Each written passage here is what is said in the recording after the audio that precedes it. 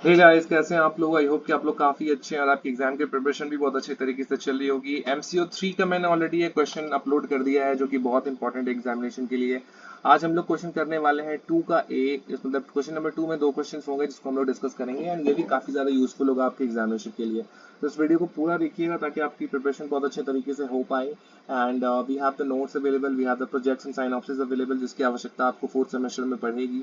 ठीक है, तो अगर आपको प्रोजेक्ट एंड साइनॉप्सिस बनवाना है you can contact us. Comparatively prices हमारे पास बहुत ही कम है, कई लोग 10,000 तक भी चार्ज कर रहे हैं। We are charging only 3,000। Those who are interested they can call us, WhatsApp us, you know. And yes, आप अगर you know synopsis and project लेते हो तो आपको जो है जो सॉल्व असाइनमेंट्स हैं आपके पेपर्स के वो आपको फ्री ऑफ कॉस्ट मिल जाते हैं। चैप्टर वाइज क्वेश्चन आंसर्स आपको फ्री ऑफ कॉस्ट मिल जाते हैं। सिर्फ हमारा दो प्रोडक्ट चार्जेबल होता है, एक है हमारा प्रोजेक्ट साइनॉप्सिस वाला जो प्रोडक्ट है और दूसरा है हमारे एग्जामिनेशन नोट्स जो होते हैं जिससे मैं अभी आपको स्टडी करवा रहा हूँ।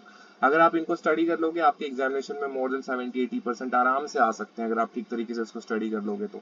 वो भी अभी अगर बाई करोगे तो भी आपके एग्जामिनेशन में पासिंग मार्क्स या उससे भी अच्छे मार्क्स आ जाएंगे। इट डिपेंड्स कि आप कितना टाइम इसको दे पा रहे हो। ठीक है, so it's very useful for the examination. ठीक है ना, क्योंकि ये प्रीवियस ईयर के क्वेश्चन आंसर्स होते हैं। अगर आप यहाँ से स्टडी करोगे आपके मार्क्स आने के चांसेस बहुत ही ज्यादा होंगे। ठीक है, तो चलिए फिर शुरू करते हैं। टॉपिक है हमारा explain the main sources to identify business research problem, है ना। कौन कौन से सोर्सेज का इस्तेमाल करके हम लोग आइडेंटिफाई करेंगे बिजनेस रिसर्च के प्रॉब्लम को। ठीक है, बहुत डिटेल में टॉपिक्स मैं नहीं करवाऊंगा, मतलब यहाँ पे मैं आपको सॉल्व डिटेल में आपको नहीं समझाऊंगा, बट जितना भी समझाऊंगा वो आपको टॉपिक समझने के लिए वो काफी होगा। अगर आप उसको अच्छे तरीके से देख लेते हो, स्क्रीन पे ही आंसर्स हैं, आपको यहाँ से स्टडी आप कर सकते हो। ठीक है ना, बट मैं ओवरऑल आपको समझा दूंगा, जीस्ट समझा दूंगा, जिससे आपका टॉपिक क्लियर हो जाएगा और आप एग्जामिनेशन में उसको बना बना के लिख सकते हो। ठीक है, हालांकि नोट्स में पूरा डिटेल्ड है, किसी को नोट्स चाहिए दे कैन कॉन्टैक्ट अस। ठीक है, चलिए फिर शुरू करते हैं। So identifying a suitable research problem is the first and most crucial step in the business research process, है ना। कोई भी रिसर्च अगर आपको करना है, चाहे वो बिजनेस रिसर्च हो या किसी भी तरह का रिसर्च हो, यहाँ पे स्पेशली बिजनेस रिसर्च की बात की जा रही है क्योंकि क्वेश्चन में भी वही है। तो बिजनेस रिसर्च को ही ध्यान में रखते हुए जब भी आपको ये फाइंड आउट करना पड़ेगा कि आपकी सबसे बड़ी प्रॉब्लम क्या है, उसको अगर आपको आइडेंटिफाई करना है तो एक प्रोसेस आपको फॉलो करना पड़ता है और वो प्रोसेस आपके लिए बहुत ज्यादा इंपॉर्टेंट हो जाता है। ठीक है ना, तो रिसर्च में, बिजनेस रिसर्च में प्रॉब्लम को आइडेंटिफाई करना बहुत जरूरी है, बहुत ही ज्यादा जरूरी। नहीं तो आप सॉल्व क्या करोगे, right.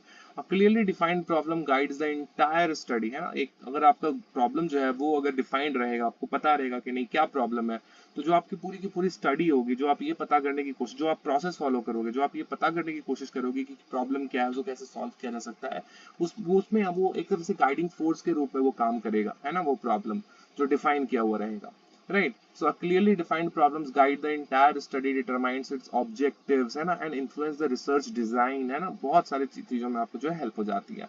In business research, a problem refers to any situation that requires managerial decision making or improvement through systematic investigation, है ना। किसी भी बिजनेस रिसर्च में कोई भी प्रॉब्लम जो है इसका मतलब यही होता है कि जहाँ पे मैनेजरियल डिसीजन मेकिंग की आवश्यकता पड़ती है ताकि आप अपने सिस्टमैटिक जो इन्वेस्टिगेशन है आप उसको कर सको, उसमें आप इंप्रूवमेंट ला सको। देयर आर सेवरल सोर्सेज, बहुत सारे सोर्सेज हैं from which a business research problem can be identified. बहुत सारे सोर्सेज हैं, एक एक करके हम लोग करेंगे। सबसे पहला है review of literature, meaning existing books, जो पुराने बुक्स होते हैं वो वहां से आपको मिल जाएगा। रिसर्च पेपर्स पुराने होंगे, इंडस्ट्री रिपोर्ट्स होंगे, इन सब में जो है आपको आपको अगर आप इसको रिव्यू करिए, ये सारे लिटरेचर्स हैं, राइट। अगर आप इसको रिव्यू करोगे तो यहाँ पे प्रॉब्लम्स आपको दिखने को मिलेंगी। Existing books, research paper, industry reports and journals provide valuable insights into what has already been studied. पहले क्या ऑलरेडी स्टडी किया जा चुका है, कहाँ पे क्या गैप है, मतलब अभी जो आप स्टडी कर रहे हो पहले जो किया जा चुका है उसमें क्या गैप है आपको वो समझ में आ जाता है ना। और क्या आपको फाइंड आउट करना है ना। तो रिव्यू लिटरेचर अगर आप करते हो तो आपको बिजनेस रिसर्च प्रॉब्लम्स का अच्छा खासा ज्ञान आपको हो जाता है। रेलेवेंस की अगर बात करेंगे, so by reviewing previous studies researchers can find unanswered questions, है ना। प्रीवियस स्टडीज अगर आप स्टडी करोगे तो आपको पता चलेगा कि कौन से ऐसे क्वेश्चंस थे जिसका आंसर रिसर्चर्स अभी तक ढूंढ नहीं पाए हैं और आप उन आंसर्स को ढूंढ सकते हो। क्या कॉन्ट्राडिक्शंस थी पिछली बार जब इसको स्टडी किया गया तो, और emerging trends that require further exploration, और किस तरह के इमर्जिंग ट्रेंड्स हम लोग को देखने को मिल रही है जिसको हम लोग को फर्दर एक्सप्लोर करने की जरूरत है, इसका रिलेवेंट बहुत ज्यादा है। तो ये पहला पॉइंट हम लोगों ने किया, रिव्यू ऑफ लिटरेचर। एग्जाम्पल के तौर पे देख लेते हैं, और researcher reading recent studies on digital marketing, है ना। सपोज एक रिसर्चर है जो कि स्टडी कर रहा है कि डिजिटल मार्केटिंग का जो है क्या इम्पैक्ट है वगैरह वगैरह। Might discover that little work has been done, उसको ये तो पता चलेगा कि कुछ ना कुछ थोड़ा बहुत काम तो हुआ है। और एआई ड्रिवन कस्टमर सेगमेंटेशन, जहाँ पे आप एआई जो सेगमेंटेशन आप कर रहे हो कस्टमर्स का, उसमें आप एआई का इस्तेमाल कर रहे हो in Indian SMEs. A potential news research problem, जो कि एक नया रिसर्च प्रॉब्लम हो सकता है क्योंकि एआई ड्रिवन है, it's not a human touch इसमें नहीं है, तो ये भी एक प्रॉब्लम हो सकता है। ठीक है, तो ये रिव्यू लिटरेचर से आपको जो है प्रॉब्लम, बिजनेस प्रॉब्लम का पता चल जाएगा। दूसरा है company reports and records, company records and report जैसे पढ़ना चाहो।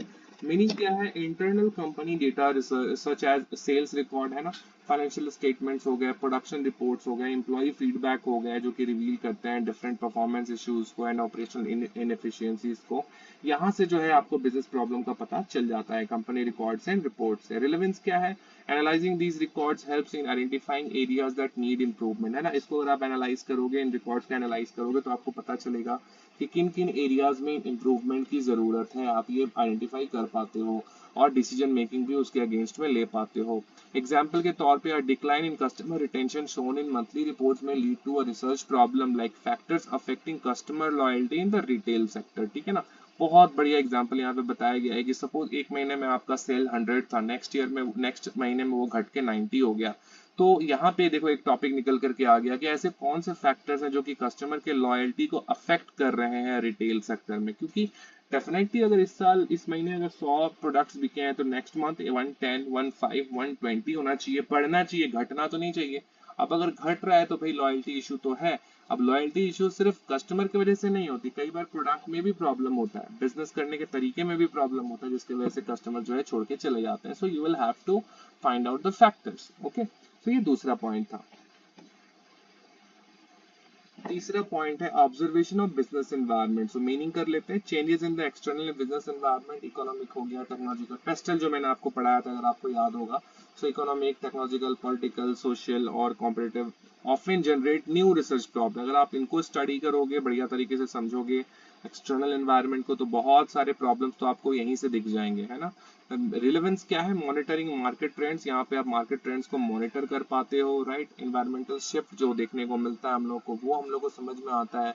ये हेल्प करता है मैनेजर को आइडेंटिफाई करने में डिफरेंट अपॉर्चुनिटीज एंड थ्रेट्स को, जहाँ पे इन्वेस्टिगेशन की आवश्यकता है। अगर आप अपने थ्रेट्स को नहीं समझेंगे, आप अपनी अपॉर्चुनिटीज को नहीं समझेंगे, तो आप ग्रो नहीं कर पाएंगे, right.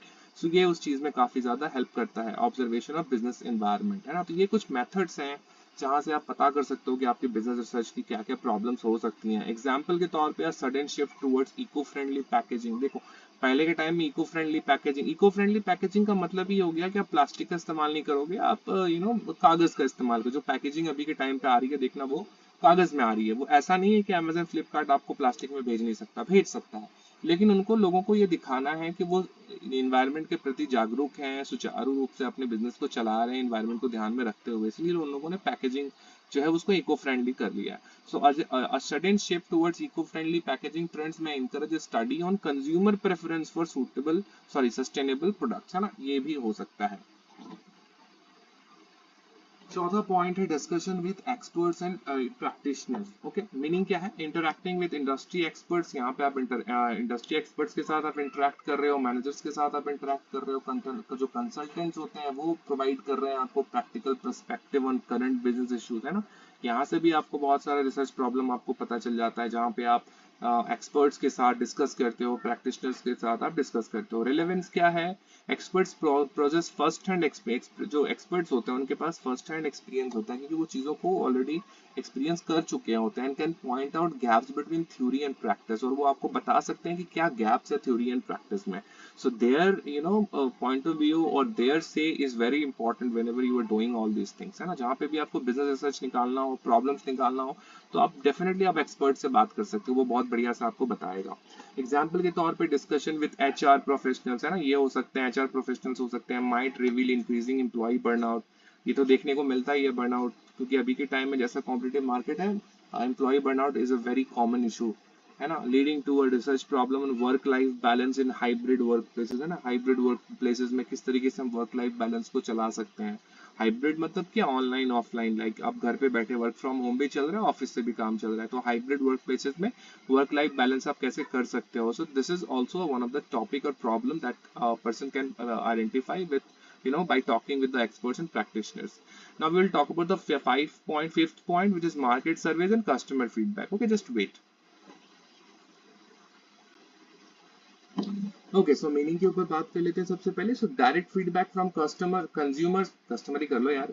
Direct feedback from consumer, suppliers and other stakeholders provide real time insights into changing needs, satisfaction level and perceptions. Okay ना, सिंपल सी बात यहाँ पे बोली गई है कि जो भी फीडबैक आपको निकल करके आएगा, जो मार्केट सर्वे से आपको पता चलेगा, वो काफी ज्यादा यूजफुल हो जाता है ये पता करने में कि क्या रिसर्च प्रॉब्लम्स हैं, राइट। रेलेवेंस के तौर पे surveys help business understand problem from customers view point, है ना। यहाँ पे सर्वे आपको हेल्प करता है बिजनेसेस को ये अंडरस्टैंड करने में कि कस्टमर के पॉइंट ऑफ व्यू से उनको क्या क्या प्रॉब्लम्स हो रही हैं, जो उनको देखने को मिल रही हैं, राइट, और किस तरीके से आप उनके प्रॉब्लम्स को सॉल्व कर सकते हो। एक्शनेबल रिसर्च क्वेश्चंस, एग्जांपल के तौर पे customer complaints about show after after sale services, जहाँ पे ये बहुत कम देखने को मिलता है। तो ये अगर कस्टमर को कंप्लेंट कर रहे हैं कि आफ्टर सेल सर्विसेज आपकी बहुत खराब है, अच्छी नहीं है, तो ये यहाँ पे एक स्टडी निकल के आ सकता है कि सर्विस क्वालिटी इंप्रूवमेंट स्ट्रेटेजी आपकी क्या क्या होनी चाहिए। तो इसके ऊपर एक स्टडी किया जा सकता है, एक रिसर्च प्रॉब्लम आपको निकल के आ जाएगा, है ना। तो रिसर्च प्रॉब्लम कैसे आइडेंटिफाई करना है, ये पॉइंट्स हम लोग कर रहे हैं, 5 पॉइंट्स कर चुके हैं, छठा पॉइंट कर लेते हैं, इमर्जिंग टेक्नोलॉजीज एंड इनोवेशन, है ना। बहुत सारे पॉइंट्स है यार। मीनिंग के तौर पे अगर देख लो, technological advancement continuously reshape industries, opening new research avenues, है ना, ये देखने को मिलता है हम लोग को कि जैसे जैसे इंप्रूवमेंट आ रहा है, टेक्नोलॉजीज आ रही है, इनोवेशन आ रहा है, बहुत एक बड़ा सा शिफ्ट हम लोग को देखने को मिल रहा है काम करने के तरीके में। तो यहाँ पे बहुत सारी चेंजेस हो रही हैं, तो उसकी वजह से भी आपको एक टॉपिक मिल जाता है कि जो ये चेंजेस हो रही हैं उसका असर आपके बिजनेस के ऊपर क्या पड़ेगा, किस तरीके से आप चीजों को मैनेज करोगे। रिलेवेंस के तौर पे examining how innovations can affect operations, marketing और finance help identify modern business problems, है ना। तो ये मॉडर्न बिजनेस प्रॉब्लम्स हम लोग को यहाँ पे आइडेंटिफाई कर पाते हैं with the help of all these thing that are happening, है ना। ऑपरेशंस हो गया, मार्केटिंग हो गया। एग्जाम्पल के तौर पे the introduction of blockchain technology में ट्रिगर अ स्टडी, है ना। ब्लॉकचेन का जो इंट्रोडक्शन हुआ है उसकी वजह से एक स्टडी किया जा सकता है on its impact on supply chain transparency, है ना। सप्लाई चेन ट्रांसपेरेंसी का क्या होगा एंड कैसे पता चलेगा, है ना, क्योंकि ब्लॉकचेन में कुछ समझ नहीं आता, राइट, ब्लॉक्स बनते हैं सिर्फ, तो ये वो कैसे होगा वगैरह वगैरह। तो ये भी एक टॉपिक हो सकता है। सातवां पॉइंट है socio economic and government reports. Okay, so government की जो पब्लिकेशंस होती हैं, पॉलिसी अपडेट्स होती हैं, बहुत सारे सर्वेज उनके निकल करके आते हैं, है ना, about the micro level information about industries and markets. तो यहाँ से भी आपको रिसर्च प्रॉब्लम यहाँ पे मिल जाएगा। रिसर्चर्स कैन आइडेंटिफाई गैप्स और opportunities emerging due to new policies and economic reform. तो आपको पता है कि डेफिनेटली गवर्नमेंट जो है काम कर रही है, अलग अलग तरीके से काम कर रही है, अलग अलग पॉलिसीज लेकर के आ रही है, स्ट्रैटेजीज लेकर के आ रही है, रिफॉर्म्स करने की कोशिश कर रही है, इकोनॉमिक रिफॉर्म्स करने की कोशिश कर रही है। तो जब भी ऐसा करने की कोशिश की जाती है तो कई बार रिसर्च गैप हम लोग को देखने को मिलता है। मतलब कई बार ऐसा होता है कि गवर्नमेंट ने डिसीजन तो लिया लेकिन वो उतना अच्छा डिसीजन नहीं था, because government is also not following, they are also not doing research properly, ठीक है। बस जो डिमांड में रहता है उसके अकॉर्डिंग वो लोग जो है पॉलिसीज बना देते हैं, बट रिसर्च होना जरूरी है कि उसको इम्प्लीमेंट कैसे किया जाए। अगर रिसर्च के साथ किसी चीज को इम्प्लीमेंट किया जाए, किसी प्रोग्राम को इम्प्लीमेंट किया जाए, तो उसका सक्सेस रेट काफी हाई होगा कंपेयर टू कि आप बस डिमांड एंड सप्लाई के बेसिस पर आपने कोई प्रोडक्ट लॉन्च कर दिया, कोई प्रोजेक्ट लॉन्च कर दिया, है ना।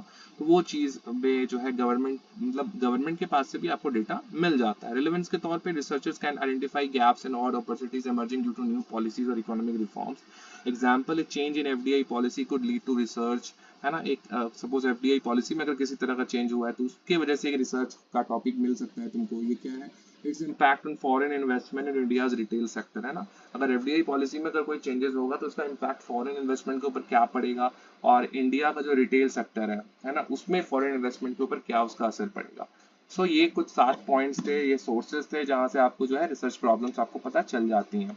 कंक्लूड कर देता हूँ फिर आगे बढ़ेंगे। Identifying a research problem is both an analytical and creative process, है ना। ये आइडेंटिफाई करना एक एनालिटिकल एंड क्रिएटिव प्रोसेस होता है। सोर्सेज जो है यहाँ पे लिटरेचर हो सकता है, company data, expert opinion, environmental observation, customer feedback जो हम लोगों ने अभी तक किए हैं, वो सारी की सारी चीजें हो सकती हैं। गवर्नमेंट डेटा हो गया, गवर्नमेंट रिपोर्ट हो गया। The most valuable business research problem are those that combine academic relevance with practical applicability, है ना। एकेडमिक रेलेवेंस भी होना चाहिए, एकेडमिकली भी वो सही होना चाहिए, और साथ ही साथ वो प्रैक्टिकल भी होना चाहिए, है ना। उसको वो मतलब फिजिबल होना चाहिए, वो यूजेबल होना चाहिए, उसकी एप्लीकेबिलिटी होनी चाहिए। ऐसा नहीं कि कोई भी टॉपिक आपने चूज कर लिया उसको कोई इस्तेमाल रियल लाइफ में है ही नहीं, है ना। यहाँ से अगर आप ऐसा करोगे तो यहाँ पे स्कॉलर्स भी जो है हेल्प कर देते हैं, ऑर्गेनाइजेशंस जो होती हैं वो भी इन्फॉर्म डिसीजंस ले पाती हैं एविडेंस बेस्ड, ठीक है।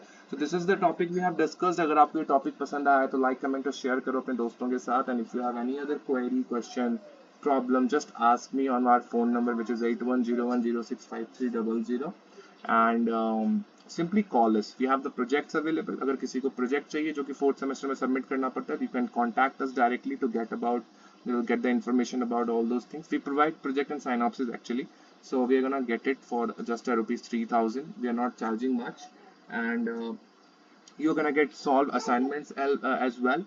You're gonna get chapter wise question answers as well for free. Solve assignments and chapter wise question answers are free of cost. Only the notes, examination notes, and the project and synopsis product is chargeable. Okay, thank you so much for watching this video. Apna ख्याल रखो, bye bye, take care, all the best for examination. Jai Hind.